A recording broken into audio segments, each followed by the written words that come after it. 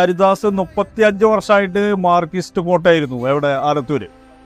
ആ ആലത്തൂരിനെ തകിടം മറിച്ചു ഒരു സമയത്ത് നമ്മുടെ രമ്യ ഹരിദാസ് ഭയങ്കര ഭൂരിപക്ഷത്തിൽ. പക്ഷെ അതിൽ വേറൊരു ഘടന കിടക്കുന്ന എന്താണെന്ന് വെച്ചെങ്കിൽ നമ്മുടെ രാഹുൽ ഗാന്ധിക്ക് വേണ്ടിയിട്ട് ഒരുപാട് സപ്പോർട്ട് ചെയ്തു, അതൊന്ന്. പക്ഷെ ഇപ്രാവശ്യത്തെ ഒരു ആനുകൂല്യം പറയുകയാണെന്ന് വെച്ചാൽ അവിടെ നമ്മുടെ രാധേട്ടനെ ജയിക്കുള്ളൂ. കെ രാധാകൃഷ്ണൻ വമ്പിച്ച ഭൂരിപക്ഷത്തിൽ ജയിക്കും. നേരെ ഭൂരിപക്ഷത്തിൽ ജയിക്കുന്നു പിന്നെന്താ ട്രാഫിക് അവിടെ തീരെ ചാൻസ് ഇല്ല. ഊരിലൊരു 100% ചാൻസ്.